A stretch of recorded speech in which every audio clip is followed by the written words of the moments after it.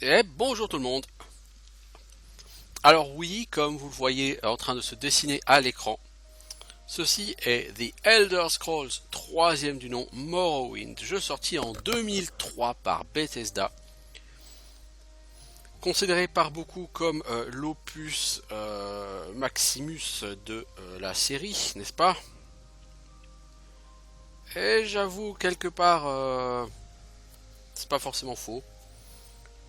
Tout dépend des goûts, hein, me direz-vous. Alors, Elder Scrolls 3 Morrowind, qu'est-ce que c'est? Alors, s'il y a des gens qui connaissent pas, j'ai envie de dire waouh, quand même, les Elder Scrolls, c'est une des séries les plus connues du monde du jeu vidéo. Surtout depuis la sortie le 11-11-11 de Skyrim. Déjà bientôt 6 ans que Skyrim est sorti. Et Morrowind, c'est un peu le père spirituel de Skyrim, beaucoup plus que Oblivion à mon sens. Donc Morrowind, ça va être du jeu de rôle en monde ouvert, à la première personne. Vous pouvez avoir une vue en troisième personne, mais elle est hideuse et elle est juste pas pratique pour vous battre. Avec des mécanismes pour ceux qui découvrent le jeu, qui ont découvert cette série, cette franchise via Skyrim ou via Teso. Il y a quand même des mécanismes bien différents de ce qui c'était sur Skyrim. Globalement, on va dire que 80% du jeu sont les mêmes mécanismes, mais il y a des différences assez fondamentales. Alors la première chose, c'est que c'est un Elder Scrolls, donc vous commencez, vous êtes un prisonnier. Ça va pas changer. On va lancer une partie.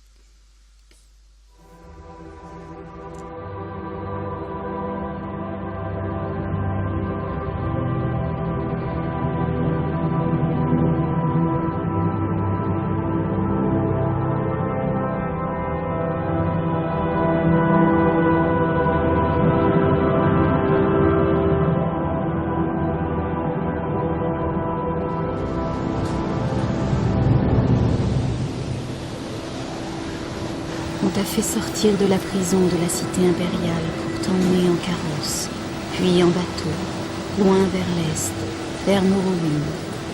Mais ne crains rien, car je veille sur toi, comme je veille sur tous mes élus.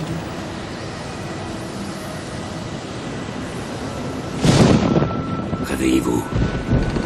Nous sommes arrivés. Pourquoi tremblez-vous? Ça va? Réveillez-vous. Réveillez-vous.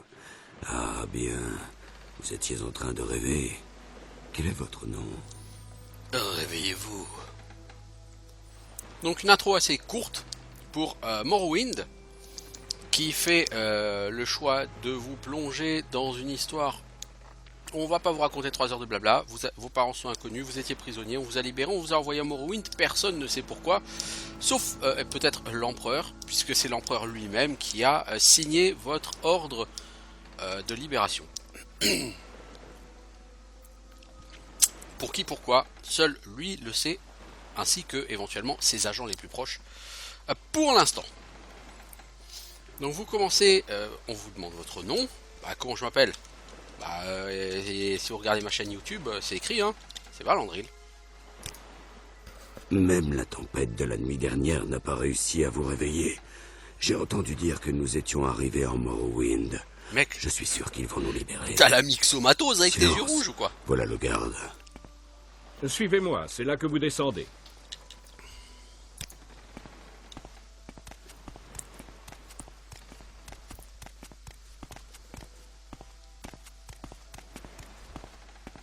Donc je descends dans la petite bourgade de Seidanihin.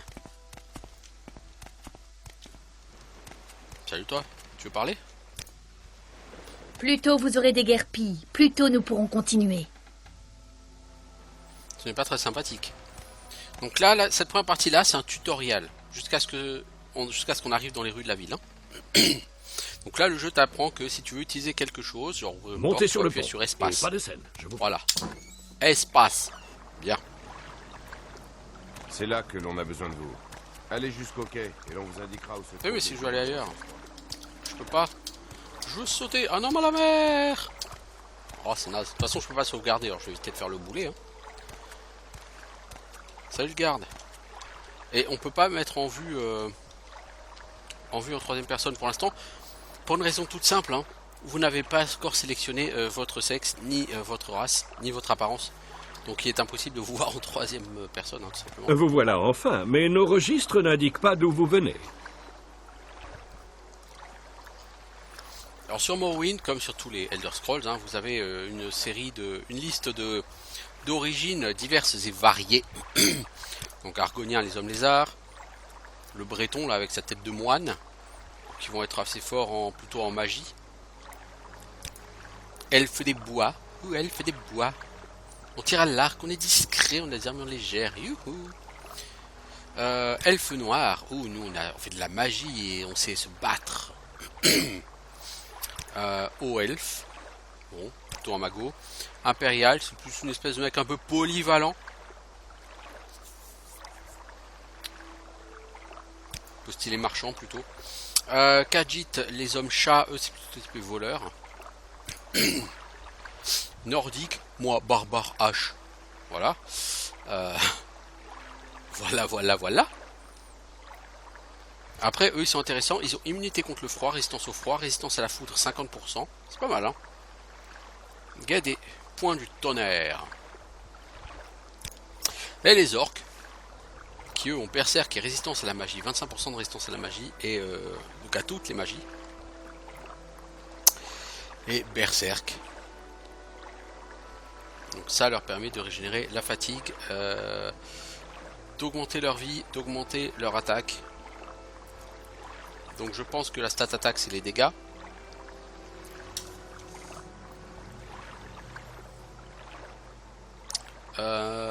Atténuation agilité 100 points.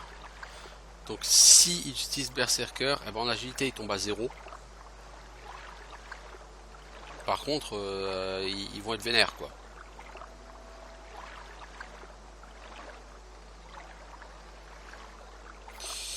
Donc voilà, c'est... Je pense que je vais partir soit sur un orc, soit sur un nordique.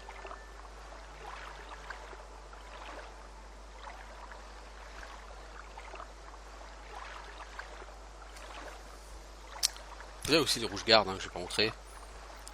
Ce sont des guerriers humains, hein, les rouges gardes. Ce sont de bons guerriers, hein, ils ont des bons bonus au départ.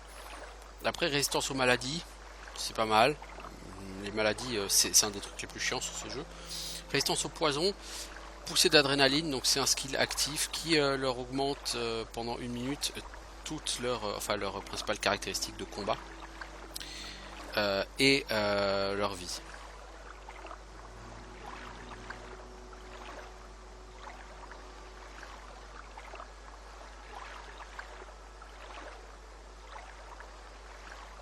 Alors...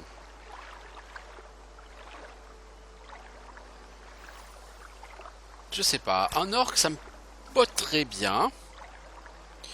Résistance à la magie, je pense que ça marche aussi sur ta propre magie. Donc si tu veux faire des sorts de soins, tu vas résister à tes propres sorts de soins. Et déjà que tu galères un peu sur...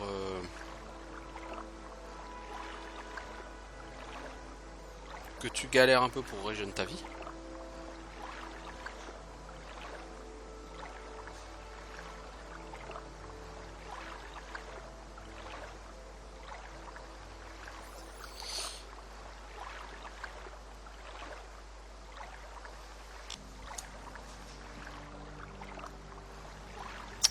Alors, nordique, rouge garde, orc. Ah, c'est chaud, c'est chaud, c'est chaud.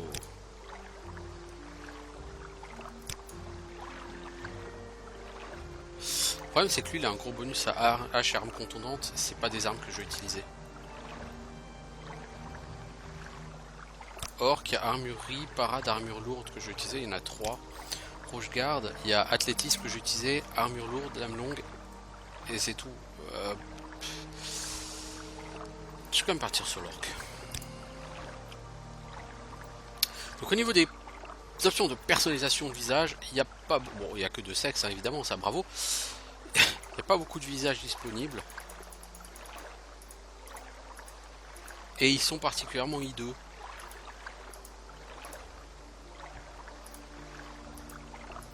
C'est pareil, les coupes de cheveux, il n'y en a pas 35. Hein. Parfait. Je suis sûr que vous vous intégrerez parfaitement. Suivez-moi jusqu'au bureau afin de régler les derniers détails de votre libération. Mais bien sûr, mon brave. Allez-y.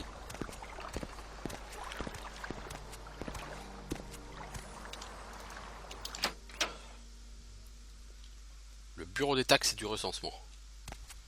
Ah oui, nous vous attendions.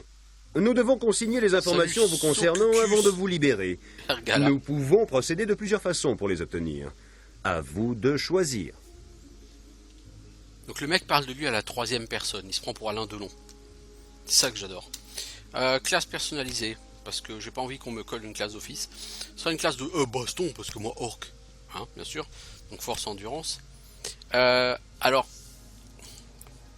pour les gens qui sont arrivés sur la saga des Elder Scrolls via Skyrim ou The Elder Scrolls Online, essentiellement Skyrim, il y a quelque chose de très différent par rapport à Skyrim et qu'il va falloir prendre en compte très très rapidement. Il y a des compétences évidemment sur ces deux jeux et les compétences sont relativement les mêmes pour une bonne partie. Certaines compétences ont disparu sur Skyrim, hein, comme acrobatie ou athlétisme ou armurerie, mais ou de la même que lame longue, hache et arme contondante, enfin arme contondante, lance, c'est armes à deux mains, lame longue, lame courte, hache, c'est armes à une main, mais ok, Skyrim simplifie beaucoup les choses, mais il y a quand même un grand nombre de compétences il y a une nouvelle compétence qui est forgeage. Mais globalement, voilà, on reste sur le même ordre d'idée en termes de compétences. Sur Skyrim, toutes les compétences sont égales.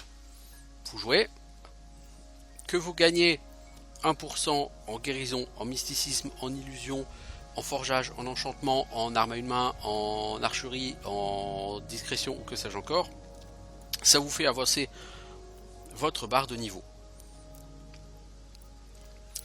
Ce qui fait que ça vous permet sur une seule partie, comme les parties sont très longues, hein, perso je fais une seule partie sur Skyrim, j'en ai pour 250 heures quoi. Donc si vous faites une seule partie, ça vous permet, en général vous allez dire au bout de 60-70 heures maximum, vous êtes capé dans vos principaux skills. Donc ça vous évite de passer 150 à 200 heures à jouer qu'avec des skills qui sont déjà capés, donc à ne plus jamais avoir d'upgrade de votre personnage. Et ça vous permet du coup de varier les gameplays, de tester des choses différentes. Sur le papier, c'est pas mal. Sur Morrowind, tout comme sur Oblivion, Elder Scrolls 4 Oblivion, non, ça marchait pas comme ça. Il y avait trois types de compétences. Il y avait les compétences principales, les compétences secondaires et les autres. Il faut savoir qu'au niveau de la montée de niveau, c'est aussi plus basique. Sur Morrowind. Sur The Elder Scrolls 5 Skyrim, le nombre de ups nécessaires pour monter de niveau dépend du niveau. Au niveau 1, peut-être que 4 ou 5 ups suffisent. Au niveau 49, il faut peut-être 25 ups. Sur Morrowind, quel que soit votre niveau, il faut que vous augmentiez 10 compétences de 1%, ou une compétence de 10%, peu importe, il faut que vous ayez 10% d'augmentation dans vos compétences pour level up. Mais attention, pas n'importe quelle compétence. Sur Morrowind, les seules compétences qui sont prises en compte pour déterminer l'avancement en niveau sont les compétences principales et secondaires. Les autres compétences, vous pouvez les augmenter autant que vous voulez, elles ne vous feront pas avancer votre niveau. Par exemple, si dans mes compétences, je ne mets pas magie de la guérison, ni en primaire ni en secondaire, si donc je laisse magie de la guérison en autres compétences, je peux monter 80 points en magie de guérison, ma barre de niveau n'augmentera pas du moindre millimètre, rien du tout. Par contre, si je mets guérison en compétence principale ou secondaire et que je la fais passer de 15 à 100%, je vais gagner 8 niveaux et demi. 85%, donc on divise par 10, ça fait 8 niveaux et demi. Du coup, sur Morrowind, et comme sur Oblivion, il faut absolument sélectionner le gameplay que vous voulez, et ce dès le début du jeu. Parce que si vous voulez un autre gameplay par la suite, vous progresserez plus. Et sur un jeu de rôle, il n'y a rien de pire que de ne pas progresser. Donc, choisissez votre gameplay. On vous demande de le choisir dès le départ. Et une fois qu'il est choisi, vous ne pouvez pas revenir sur votre sélection. Attention. Sachant que de toute façon, toutes les armes que vous prendrez, vous aurez 100 bien avant la fin du jeu. Donc vous pouvez même prendre 3 styles d'armes. Si vous voulez faire le jeu dans son intégralité en visitant au maximum l'île, vous aurez largement le temps de monter les 3 armes à 100%. Après, encore faut-il avoir l'envie de se payer 3 styles de combat différents. Donc ça, il faut le savoir. Parce que talents principaux, talents secondaires, ça a quand même aussi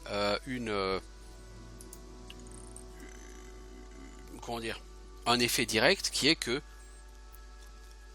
les talents principaux sont des compétences qui, si je ne dis pas de bêtises, vont recevoir un bonus initial de 10%. Les compétences secondaires vont recevoir un bonus initial de 5%. Donc ces compétences-là, elles vont recevoir un bonus initial.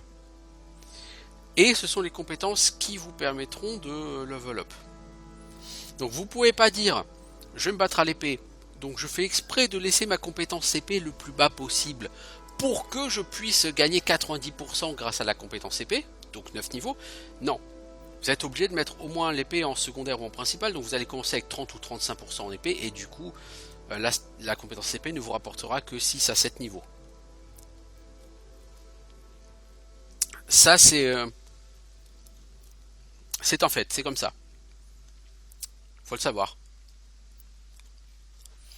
Donc effectivement, au niveau de la création de personnages, si vous avez l'habitude de Skyrim, ça va beaucoup vous changer parce qu'il faut que vous ayez une vraie réflexion sur qu'est-ce que je veux faire de mon personnage. Est-ce que je veux que mon personnage prenne un gameplay qui ne me fera jamais gagner de niveau? Alors certes, ça peut être fun, ce sera quand même pas super rigolo quoi, à terme. Donc, à vous de voir. J'ai envie de dire, ouais, à vous de voir. Bon. Moi, je peux pas vous en dire plus, hein, c'est selon. Personnellement, moi, c'est armure lourde. Les autres armures ne m'intéressent pas. Ce sera un type d'arme. La lame longue. Deuxième type d'arme qui sera certainement l'arc. J'ai jamais joué avec un arc sur Morrowind. Jamais. Donc c'est la compétence précision. Parade, c'est la compétence pour le bouclier. Armurerie, c'est réparation. Oui, parce que si vous avez joué à Skyrim, les objets n'ont pas de durabilité. Vous les réparez pas. Sur Morrowind, si, les objets ont une durabilité, et ils ont tendance à assez facilement perdre de la durabilité. Donc il va falloir pas mal les réparer. C'est con à dire, mais voilà, c'est comme ça. Ensuite, précision, donc ça c'est tir à l'arc. Armure lourde, maîtrise des armures lourdes. Plus la compétence armure lourde est élevée, plus votre armure vous offre de points de protection, comme sur tous les Elder Scrolls. Arme contondante, ça on va le changer. Et à la place, on va mettre sécurité. Sécurité c'est quoi? C'est crochetage de serrure.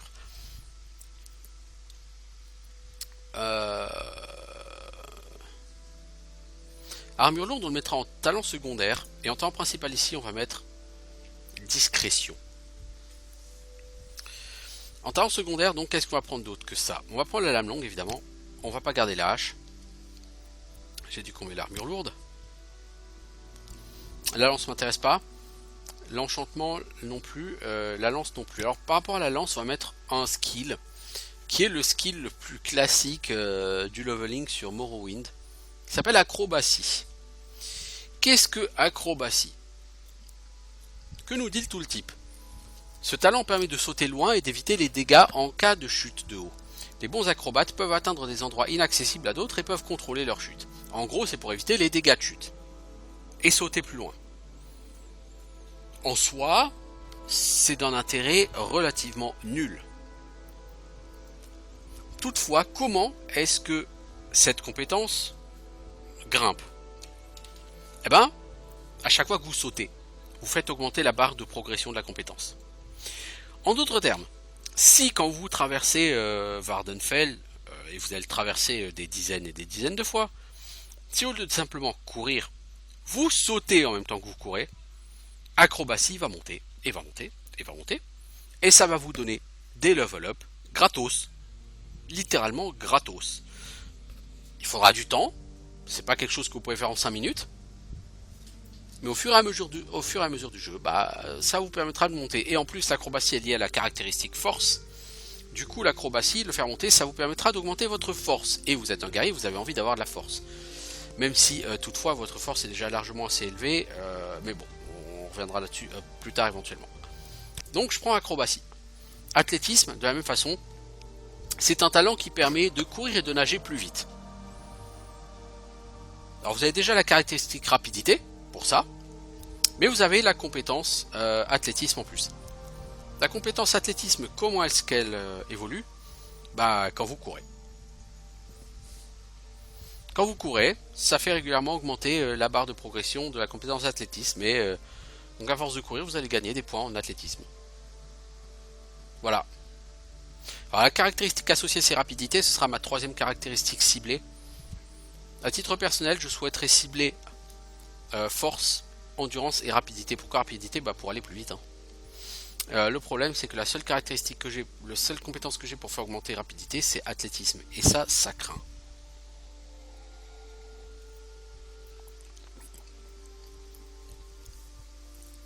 De même que endurance n'augmentera que via l'augmentation d'armure lourde. Et ça craint. Bon, cela dit, enchantement n'est pas une compétence qui va m'intéresser. Pas vraiment, non.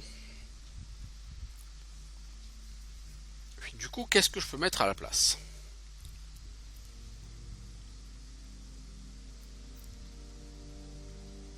Marchandage, éloquence? Non, merci. De toute façon, des trucs qui augmentent l'endurance, il n'y a que les armures. Et la lance. Si vous utilisez d'autres compétences que ça, vous ne pourrez pas vraiment augmenter votre endurance. De la même manière, la force, il y a peu de compétences qui vont vous permettre de booster la force. Acrobatie, armurerie, oui d'accord. Et puis essentiellement hache et lance quoi. Hache et lame longue pardon. Donc il y a assez peu de compétences qui vont faire augmenter la force, assez peu de compétences pour faire augmenter l'endurance. Donc si vous voulez monter force et endurance, autant la force, bon quand vous allez taper avec l'âme longue ça va monter assez bien, autant l'endurance va monter très lentement. Mais c'est pas grave parce que vous êtes un orc, et que si je ne dis pas de conneries, vous commencez avec 60 en endurance. Donc même si vous gagnez que 2 points d'endurance par niveau, au bout de 20 niveaux, vous êtes au max en endurance parce que les stats ne peuvent pas dépasser 100. Et 20 niveaux, c'est pas énorme sur Elder Scrolls. Donc en dernier, je sais pas. Magie de guérison, ça me fera augmenter quoi? Ma volonté. Le problème, c'est que si je fais ça quand je level up, je vais gagner des points de rapidité, d'agilité, d'intelligence, de volonté, ça cible pas beaucoup. Mysticisme, c'est intéressant. Ça permet, ce sont tous les sorts de téléportation. Genre, je pense, rappel d'Almix 6V là.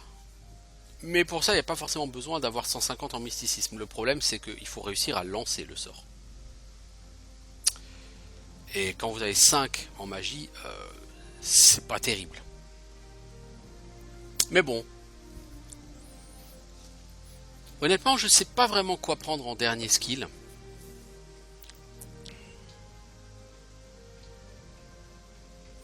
Marchandage, ça augmente au fur et à mesure que vous achetez, que vous vendez. Le problème sur Morrowind, c'est le même que sur tous les Elder Scrolls. Les marchands ont une quantité d'or limitée, et généralement très limitée par rapport à ce que vous pourriez leur vendre. Du coup, le négoce n'est pas fondamentalement essentiel sur ce jeu, je trouve.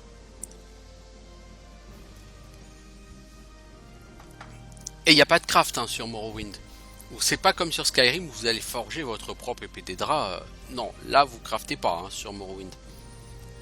Donc le stuff, de toute façon, vous allez rarement l'acheter. Bon, vous allez acheter des flèches si vous êtes un archer ou des conneries comme ça, mais vous n'allez pas tellement acheter de stuff si vous êtes un cac. Le stuff, vous allez le looter essentiellement. Donc le marchandage, c'est définitivement pas quelque chose qui sera utile. Encore une fois, il faut bien penser que chaque compétence que vous choisissez, c'est ça qui va vous permettre de level up. Donc il faut choisir des compétences que vous allez utiliser régulièrement. Parce que vous voudrez level up. Et je pense quand même prendre la magie de la guérison. Parce que on va s'en servir beaucoup. Donc, on fait un point. On a pris une arme au corps à corps. On a pris un bouclier. On a pris l'arc. On a pris du fufu, c'est-à-dire discrétion, sécurité. On a pris la réparation, on a pris l'armure lourde et on a pris acrobatie, athlétisme. Et plutôt que guérison, est-ce que je prends pas hache pour m'offrir un deuxième style de combat qui sera peut-être plus simple. Du coup que guérison, parce que guérison ça va jamais marcher beaucoup, jamais augmenter beaucoup. On va peut-être prendre plutôt hache. Ça me semble bien. Très bien. La lettre qui est arrivée avant vous mentionnait votre signe de naissance. Duquel s'agit-il? Là, c'est beaucoup plus compliqué. Parce que les signes de naissance, ils ont des effets. Alors, il y a 3 types d'effets. Il y a capacité, sort, pouvoir. Pouvoir, c'est un pouvoir que vous utilisez. Généralement, c'est une fois par jour. Qui, si je dis pas de conneries, est gratuit. Le sort, c'est un sort, donc ça vous coûte de la mana. Il y a une capacité, les capacités, ce sont des passifs. Par exemple, si vous prenez le signe lament, vous aurez 25 points d'agilité bonus dès le départ du jeu. Et vous pourrez lancer une fois par jour baiser de l'amant qui paralyse pendant 60 secondes la cible si ça marche. Par contre, en compensation, ça vous draine toute votre endurance. L'apprenti, c'est que de la capacité, donc c'est que du passif. Ça augmente votre magie de 1,5 fois l'intelligence, mais ça vous donne une vulnérabilité à la magie de 50%. Moi, avoir plus de mana, j'en ai rien à foutre, je suis un cac. L'Atronac, c'est un truc assez bizarre. Vous avez absorption de sort, 50 points. Vous avez multiplicateur de magie fortifié 2 fois intelligence, magie suspendue. Ça veut dire quoi? Ça veut dire que en fait, votre barre de mana c'est 2 fois votre intelligence, au lieu d'être une fois votre intelligence en temps normal. Que vous pouvez drainer la mana des casters lors des combats. Mais en contrepartie, magie suspendue, vous ne pouvez pas régénérer de mana en vous reposant. Avec l'Atronac, le seul moyen de régénérer de la mana, c'est de combattre des casters et de leur pomper la mana. Si vous affrontez des mobs ou des gens qui n'utilisent pas de mana, qui ne sont pas des casters, qui n'ont pas vraiment de barre de mana, vous ne pourrez pas régénérer dessus. Donc vous allez balancer vos sorts, vous allez pomper votre mana, et vous ne pourrez pas la régénérer. Du coup, c'est très moyen, je trouve, l'Atronac. C'est très sympa contre les casters, mais contre les non-casters, c'est une catastrophe. L'ombre, une fois par jour, vous pouvez vous rendre invisible pendant 60 secondes. La dame, donc ça, c'est uniquement du passif. Donc, de manière passive, ça augmente votre personnalité et votre endurance de 25 points tous les deux. Ça peut paraître sympa. Le problème, c'est qu'il faut savoir une chose. À chaque fois que vous gagnez un niveau, vous avez 3 caractéristiques à monter de 1 point, de 2 points ou de 5 points, selon le nombre de compétences associées que vous avez augmenté. Par exemple, il y a 10, comme je disais, il y a 10 upgrades à faire pour gagner un niveau. Si sur 10 upgrades à faire, vous en faites 6 liés à lame longue,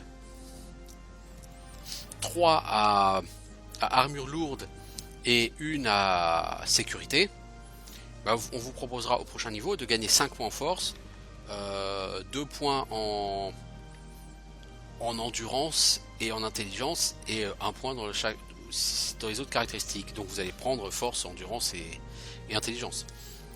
Donc de toute façon, comme ce jeu vous allez le terminer facilement au niveau 40, voire vous pourrez même monter jusqu'au niveau 60-70, mais déjà monter niveau 40 ce sera bien.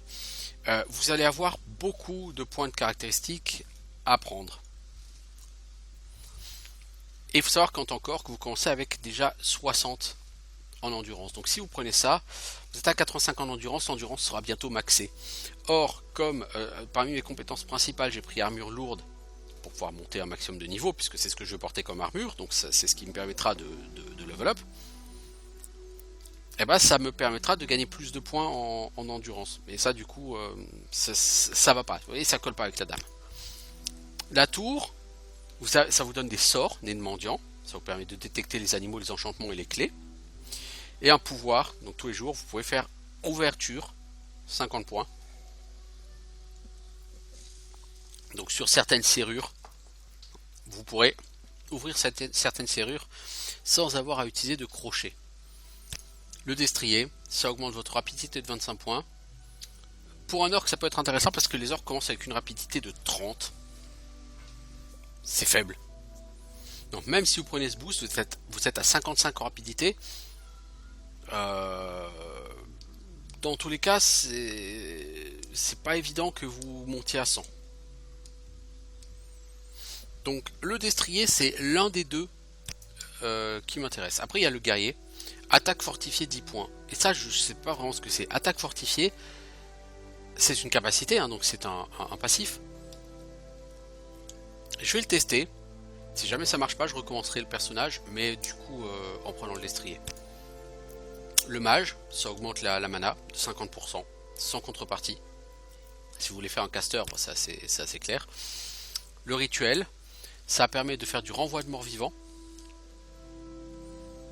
Et ça vous donne don de Mara, donc tous les jours vous pouvez vous rendre 100 points de vie. Le seigneur, en passif, vous avez vulnérabilité au feu 100%, ce qui pour moi est une catastrophe. Et vous avez un sort qui vous permet de régénérer la santé. Enfin, c'est un hot quoi. C'est un sort, donc vous pouvez le lancer plusieurs fois par jour. Le serpent, vous avez un sort qui empoisonne la cible, réduit sa vie, donc il fait un dot. Et le voleur, donc qui a un passif sanctuaire 10 points. Je ne sais pas ce que c'est du tout. Alors on va prendre le guerrier et je vais vérifier si ça augmente juste. Intéressant. Veuillez vérifier que ces informations sont exactes avant que j'appose mon sceau sur ces papiers.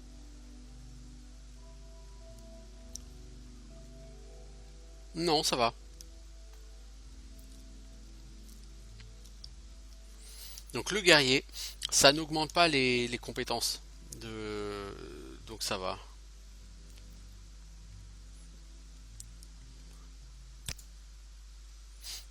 Attaque fortifiée, du coup, je sais pas ce que c'est l'attaque. C'est peut-être les dégâts, je sais pas.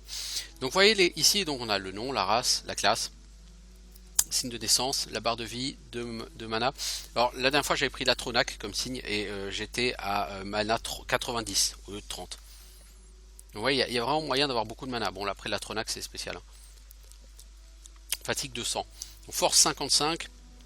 Intelligence 30. Bon voilà, volonté, c'est la résistance magique et la fatigue, donc j'ai 50. Agilité 35, c'est les chances d'esquiver et de toucher. Rapidité, vitesse de déplacement, j'ai 30. Un orc c'est très lent. Hein. Endurance, bah, c'est les points de vie. Personnalité, ça c'est pour savoir quelle est la réaction des gens, quoi. Quand j'en parle, et chance, ça affecte tout. Bon, voilà quoi. Au niveau des compétences, notez, j'ai 45 en parade, donc j'ai 45% de chance de réussir à bloquer avec un bouclier. Voilà. Armurerie, ça c'est de la réparation. Plus vous avez en armurerie, moins réparer un objet vous coûtera de marteaux de réparation. Et c'est très bien parce que les marteaux de réparation c'est pas gratuit. Précision, c'est vos dégâts et vos chances de toucher avec un arc. Discrétion, sécurité 30, c'est pas énorme mais bon. En secondaire, lame longue 20. C'est-à-dire qu'au début du jeu, je vais en chier pour toucher et je vais faire des dégâts de merde. Par contre, cette compétence, plus la compétence est basse, plus elle augmente vite. Donc lame longue, j'ai une bonne marge de progression sur lame longue. Armure lourde 30. En secondaire, hein, si elle était en principal, j'aurais 45. Acrobatie 15. Là aussi, j'ai une bonne marge de progression. Athlétisme 20. H 25. Et pour tout le reste, les autres talents, ils sont là. J'ai mes capacités. Résistance à la magie, sort de guerre. Attaque fortifiée 10 points. Je ne sais pas ce que c'est. Ok. Ah, moi, ça me va. Montrez ces papiers au capitaine pour savoir à combien se monte votre libération. Donc pour accéder au menu, de manière générale, c'est-à-dire que ce soit l'inventaire, Prenez vos papiers ta et gueule, allez voir le capitaine Gravius. ou la feuille de personnage, les compétences, les caractéristiques, c'est juste le clic droit. Pour l'instant, on n'a qu'une seule information dessus. D'ici 5 minutes, on les aura toutes. Donc on doit prendre ce papier. Voilà. C'est l'ordre de libération par Socusius Ergala. On le prend. Maintenant, du coup, j'ai accès au menu inventaire. Donc, je fais un clic droit. En dessous des caractéristiques et compétences, j'ai le superbe écran d'inventaire de Morrowind. Il est très beau, n'est-ce pas? Salut. Allez jusqu'au bâtiment suivant et adressez-vous à Cellus Gravius. Chef, oui, chef. Alors, comme je suis dans ce bâtiment et que personne ne me regarde, je vais tout piquer, hein.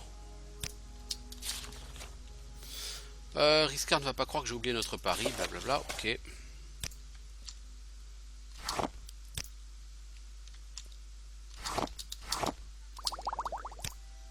Flynn, c'est une boisson, bon c'est un alcool donc je vais pas en boire, mais... Équipez-vous de lampes et de torches à partir de l'inventaire, je m'en fous. Décrocher, ça sert à accrocher les serrures comme son nom l'indique. Donc le mec ils avaient mis de la table, bah, quand ils vont revenir, il n'y aura plus rien. C'est triste la vie. Un livre. Donc vous pouvez le lire, vous pouvez le prendre ou le fermer. Là en l'occurrence, vu qu'il a une valeur de 40, je vais le prendre. Des assiettes qui valent rien. Assiette en argent, cruche en argent. Alors pour équiper une arme, vous prenez l'arme, vous la glissez sur le personnage. Vous appuyez sur la touche F pour dégainer. Et vous tapez. Si vous voulez déverrouiller un coffre, vous équipez vos crochets comme une arme, vous ciblez le coffre et vous attaquez. En gros, le coffre, voilà, soit ça rate, soit ça réussit. Là, en l'occurrence, ça a réussi. Et il y a 31 pièces d'or à l'intérieur. Super. On peut pas encore sauvegarder. Hein. Dans le panier, il y a quoi? Viande de scribe, chair de crabe, etc. Bof. Donc je vais ranger cette dague. Vous avez accès maintenant au menu carte, vous êtes à l'extérieur du monde. Donc la carte, elle est pas très belle, ça c'est la carte locale. Les carrés jaunes sont les différentes entrées, les portes. Et la carte du monde, donc vous voyez on est sur Vardenfell. Ici l'île de Solstheim, donc qui est entre Morrowind et Bord de Ciel. Donc Morrowind c'est une zone avec... c'est une province avec une zone en forme de U. Et au centre du U, une grande île volcanique, Vardenfell. Donc, Morrowind va se passer uniquement sur la grande île volcanique de Vardenfell. Hein. Toute la partie en zone de U, en forme de U, c'est sur Elder Scrolls Online. Je crois que c'est le pacte de Cœur-Ébène qui commence à Morrowind potentiellement. Et bah, si vous commencez à Morrowind ou quand vous allez à Morrowind, je sais qu'à un moment donné vous irez. Vous n'irez pas sur l'île de Vardenfell. Vous serez sur la partie en forme de U au sud de Morrowind. Après sur Tezo, Ladon, Morrowind, peut-être que vous venez à Vardenfell, à mon avis ce sera le cas. Donc tout ça ce sera la zone de jeu. Là sur la carte elle n'a pas l'air énorme, je vous garantis qu'elle est très grande. Très très grande. Même si la carte n'a pas la même taille que sur Skyrim, je vous garantis c'est grand. Alors un tonneau. On fouille, qu'est-ce qu'on a? Un anneau gravé de guérison.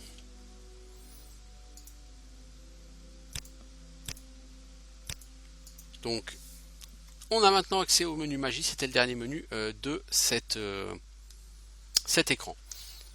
Donc là, on a ici les pouvoirs. Donc si je veux utiliser un pouvoir, je clique dessus, j'appuie R pour lancer le menu magique et j'appuie sur le clic gauche pour le lancer. Par contre, si je veux utiliser un sort, c'est la même chose. Si je veux utiliser un objet magique, je sélectionne cet objet, mon personnage va d'office l'équiper, et là, sur un clic gauche, hop, ça va utiliser des charges pour lancer le sort en question. Jusque là, rien de compliqué. Et maintenant, on va faire des conversations avec Cellus Gravius. Là, par rapport à Skyrim, c'est plutôt là qui va avoir une grosse différence au niveau de l'écran de conversation. Alors, sur à gauche, il y a ce que raconte la personne. Laissez-moi voir vos papiers d'identification, merci, l'annonce de votre arrivée ne m'a été communiquée que hier. Je suis Cellus Gravius, mon histoire personnelle importe peu, je suis ici pour vous accueillir en Morrowind. Alors on peut lui parler de son histoire personnelle, là où c'est en bleu, vous pouvez cliquer dessus, il y aura plus d'informations. Chevalier, rang de la Légion Impériale, ok. Accueillir en Morrowind. Oui, vous êtes en Morrowind, j'ignore ce que vous faites ici ou pourquoi on a décidé de vous libérer, mais votre autorisation vient directement de l'empereur Uriel Septime 7, c'est tout ce que j'ai besoin de savoir. En sortant de ce bureau, vous serez libre, mais vous aurez une mission qui émane de l'empereur. Donc on peut lui parler de l'empereur, Uriel Septime, tout ça. On peut demander quelle est la mission que j'aurai à faire. Ce colis est parvenu avec la nouvelle nous annonçant votre arrivée. Vous devez l'apporter à Caius Caussades, dans la ville de Balmora. Rendez-vous au cercle du mur du sud et renseignez-vous à son sujet, on vous dira où le trouver. Donc je peux lui demander c'est où Balmora. Au nord de Seyda-Nihin, la route passe par le village de Pélagiade et Fort Pélagiade, puis traverse un ravin, longe Fort Falen et tourne vers l'ouest pour franchir la rivière Odaï et arriver à Balmora. Ça a l'air compliqué. Le cercle du mur sud est au sud-est de la ville. Pour vous y rendre, vous pouvez aussi prendre l'échassier des marais pour un trajet plus rapide. Alors Caius Caussades, faites-lui votre rapport à Balmora. Je ne peux vous dire où vous le trouverez, mais vous devez vous rendre au cercle du mur du sud et vous enquérir de Caius. Quelqu'un vous dira où aller. Donc ensuite, sur la partie droite, là il y a tous les sujets de discussion qui ont été débloqués avec lui. Donc si je veux parler de l'Empire, si je veux parler, je sais pas moi, mon métier, savoir ce qu'il fait dans la vie, échasser des marées, voilà. Vous avez persuasion. Persuasion, c'est pour changer l'appréciation du personnage. L'appréciation du personnage, elle est ici, dans une barre sur 100. En général, elle commence avec votre niveau de personnalité. Si vous avez 30 en personnalité, elle commence à 30 sur 100. Certains PNJ ne vous donneront certaines informations que si vous avez un score suffisant en appréciation. En général, c'est quand les personnes ont besoin de vous apprécier, il faut que votre score soit à 60, 70, 80, bon. Et donc pour augmenter votre appréciation, vous pouvez utiliser persuasion. Donc là, il y a deux choses. Il y a 3 types de tons ou de la corruption. La corruption, ça marche généralement bien, mais ça coûte cher. Les tons, quand vous lui parlez, ton admiratif, intimidant ou sarcastique, vous n'avez aucune espèce de chance de savoir ce qui va marcher. Et si vous sélectionnez et que ça marche, alors votre niveau d'appréciation va augmenter. Si par contre ça ne marche pas, votre niveau d'appréciation diminue. Et à force d'y aller comme ça, vous allez faire augmenter votre éloquence. Donc au revoir. J'aurais voulu sauvegarder pour faire un test, mais c'est pas grave. Je vous écoute. Donc là, dans mon inventaire, j'ai... Oh, il m'a donné un peu d'or, c'est cool. J'ai un paquet pour Caius Caussades. Et où trouver Caius Caussades? Voilà, rendez-vous à Balmora, au cercle du mur sud. Donc ça, c'est ma mission numéro 1. Et voici, donc on a maintenant terminé le tutoriel, le prologue. On peut maintenant sauvegarder. Donc ouais, le tutoriel est très limité. Alors on est sur un jeu old school, hein, c'est un jeu sorti en 2003. Hein. C'est l'un des derniers jeux old school, vraiment old school, qui soit sorti. Hein. Ce Elder Scrolls 3 Morrowind. Donc c'est un jeu qui vous ne prendra pas par la main. Si vous avez l'habitude de jouer à Skyrim, vous remarquerez que là, l'interface est on ne peut plus épurée. Sur Skyrim, vous avez la boussole, avec la direction des principaux lieux à voir dans le coin, etc. Ici, rien. Il n'y a pas de boussole. On vous dit pas, tiens, par là il y a une grotte, par là il y a un fort, par là il y a un tombeau. Non, Rien ne vous l'indique. C'est à vous de le trouver, par vous-même. Quand on vous donne une quête, il n'y a pas un marqueur qui apparaît sur la map pour vous dire la quête c'est ici. Non, il faut bien lire toutes les indications qu'on vous donne. Et après c'est démerde-toi. Et pour certaines quêtes, c'est vraiment démerde-toi. Donc c'est vraiment très old school. Vraiment. Vous pouvez littéralement passer des heures à chercher des PNJ pour des quêtes ou des trucs comme ça. Parce que le mec qui vous donne la quête vous dit à l'est vous trouverez un tel. À l'est. À 50 mètres, à 200 mètres, à 10 km. C'est où à l'est? Est-ce que c'est à l'est exactement? Est-ce que c'est plutôt au nord-est? Plutôt au sud-est? Donc ça peut être à 100 mètres au sud-est, comme ça peut être à 3 km au nord-est. Vous voyez? À l'est. Et ben voilà, c'est le type même d'indication qu'on va vous donner pour les quêtes. C'est-à-dire en gros du démerde-toi. Et effectivement, parfois c'est un peu lourdingue. C'est pour ça que les quêtes sur ce jeu, pour se lancer dans les quêtes, il faut s'accrocher. Parce que c'est assez souvent galère. Je vous le dis, c'est galère. Parce que si vous voulez simplement savoir... Non, ça c'est table, c'est pour voir votre personnage de dos.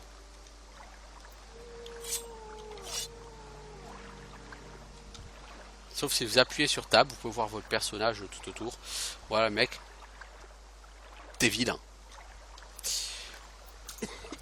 Mais par exemple, si vous voulez savoir si autour de vous il y a une grotte, cliquez ici sur local et vous regardez si vous voyez un petit carré jaune près de vous.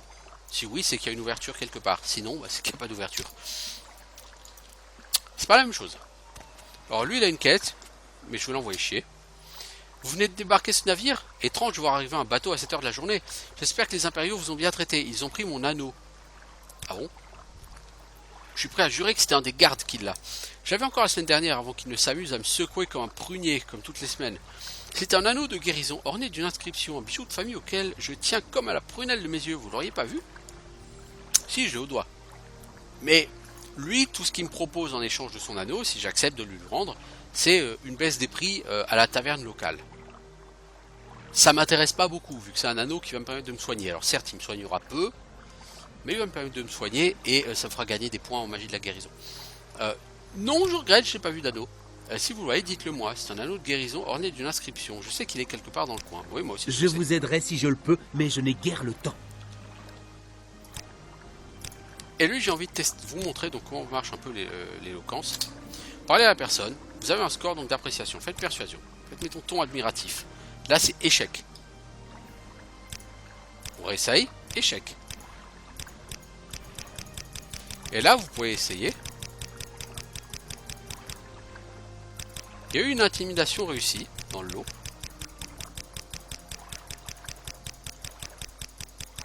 Il y en a une deuxième réussie. Encore une. Encore une. Voilà. Et l'éloquence est passé à 6. Alors bon, bah là, la personne s'est foutue. Hein, elle ne voudra plus jamais me parler. Mais quelque part, je m'en fous. La personne ne m'intéresse pas. Donc lors de mon prochain level up, on me proposera de gagner 2 points probablement sur la caractéristique associée à éloquence, qui est très probablement personnalité. Exactement. Donc, je passais de 5 à 6. Alors, c'est E la touche pour sauter sur ce jeu. Est-ce qu'on peut pas échanger E et espace? Activer E. Sauter espace.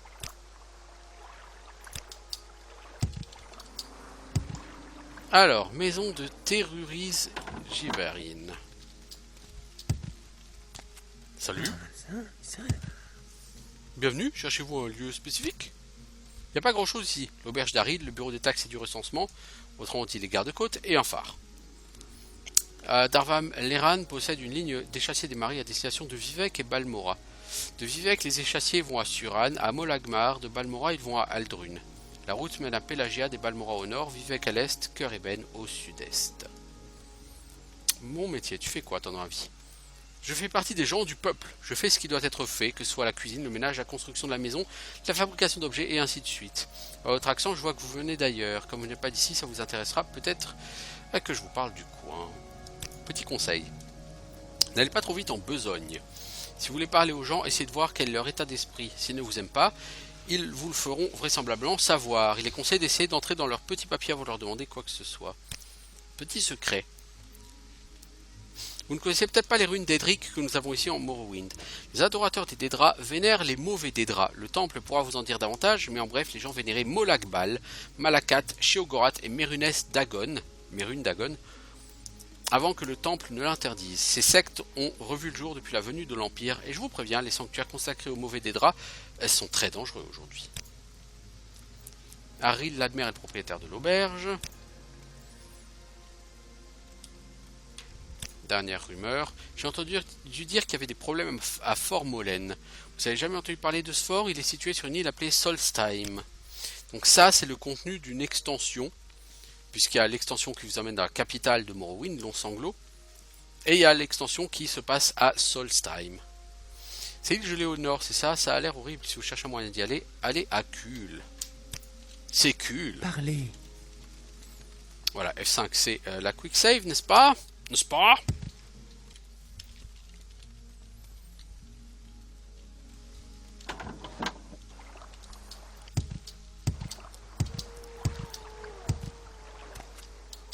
Donc on met caps lock pour courir non-stop, on saute, notre essence là, je vais augmenter ma compétence. Allez-y. Vodunus, t'as rien à dire. Eldafaïr, tu veux un petit conseil? Tu cherches quelqu'un de précis?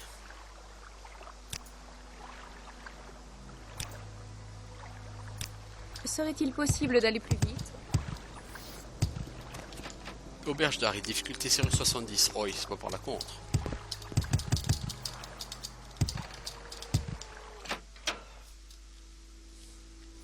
Salut Aril. C'est un biche mon pote. Alors, souhaites-tu une de nos potions, un de nos parchemins? Tu as des parchemins d'intervention d'Almsivi et intervention divine. Ça, c'est parchemin de téléportation, il me semble. Potions les plus appréciées, bah, les potions de regain. Alors, les potions de regain, les potions de guérison des maladies, guérison de fléau, tout ça, oui. Sur ce jeu, vous allez très régulièrement être atteint de maladies ou être victime de sorts qui vont vous pomper vos caractéristiques et vous allez devoir vraiment beaucoup utiliser de potions pour regagner vos caractéristiques, vous soigner. Et il me semble que c'est l'intervention d'Almsivi qui vous téléporte dans les temples et vous pouvez vous faire purifier aux pierres des temples, aux pieds des temples pour guérir les maladies. Alors l'ami, est-ce que tu veux marchander? Moi j'ai plein de trucs à te vendre. Vous voyez, il a 800 gold.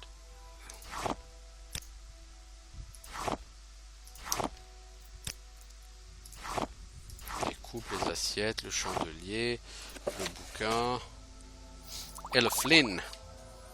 Voilà, donc je lui vends pour 90. C'est pas lourd. Si je veux acheter ne serait-ce qu'une épée longue en fer,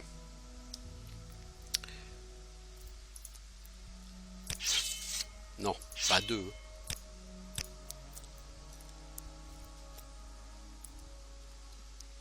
Bon, ça va. Une épée longue en fer, ça va. Si je revends la dague. Oh, c'est pas très cher une épée longue, ça va. Est-ce que tu as tué un bouclier? Tu as un bouclier en fer, ça vaut 34. Ouais, mais je veux pas dépenser 34. Une épée longue, ça vaut combien?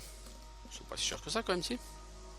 1,40 hein, quand même. Donc, pour l'instant, je m'achète juste une épée longue. Je vais m'acheter les marteaux de compagnon forgeron parce que c'est les marteaux de réparation. Je vais en acheter 2.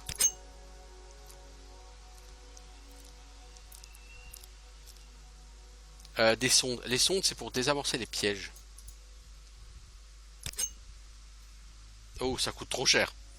Je vais m'en acheter 0. T'as vu quoi ça coûte, mec? Bon.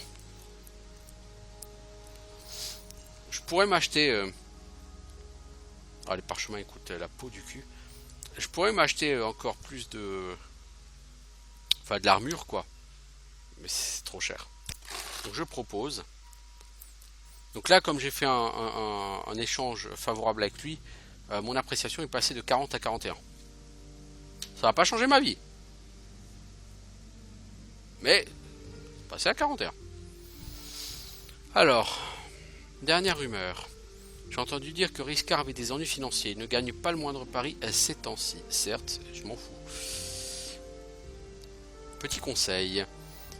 Achetez une arme et une armure aussi épaisse que possible, mais qui vous permettent de partir en courant en cas de danger. Rien ne remplace la pratique. Entraînez-vous sur les monstres et les hors-la-loi. Sur tout ce qui vous agresse en fait. En cas de doute, fuyez. Si vous attaquez un citoyen par accident, ne le tuez surtout pas. Allez trouver un garde, avouez votre crime, payez l'amende. Ça vous permettra de laver votre nom. Serait-il possible d'aller plus vite? D'aller plus vite.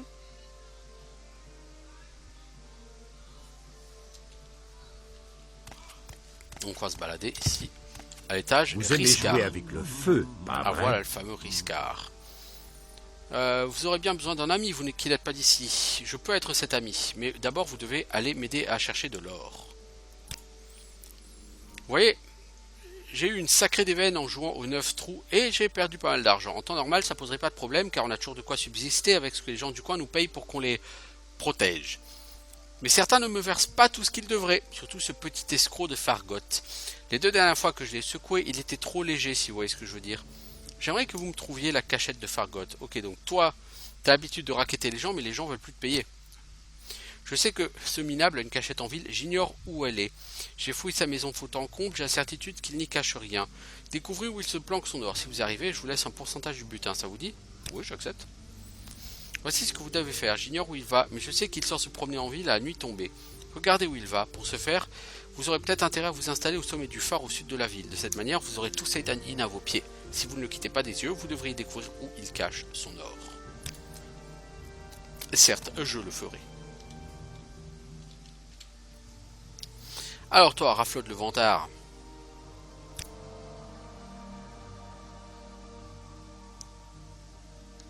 Toi, tu proposes de m'entraîner.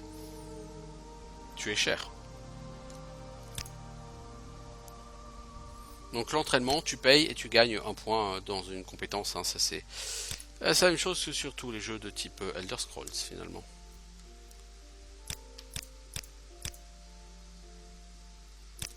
Donc vous cliquez sur tous les trucs.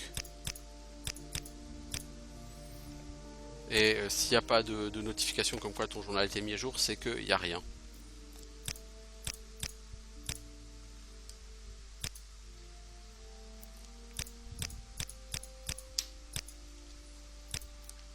Que voulez-vous? Quand vous voulez. Colodius. Ouais, ça fait à peu près 1 heure hein, qu'on y est. Hein. Quasiment. Hein. Donc on va faire un break ici. Donc on a créé notre personnage. On a notre première quête. Et toi? Oh, t'as trop de trucs à raconter dans ta vie, toi.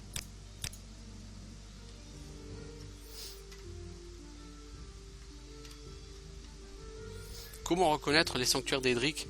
Ils ont toujours des noms imprononçables comme Ashrouni Bibi ou Zain Tiraris. Certains sont très connus comme Al-Sota et Balfel. Leur architecture est à nul autre pareil. De grands bâtiments aux angles impossibles faits de pierres vert sombre et d'étranges portes ovales.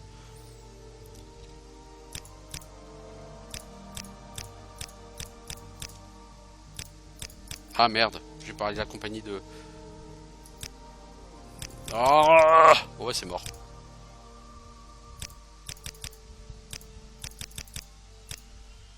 Je lui ai parlé d'un truc qu'il fallait pas. La compagnie impériale.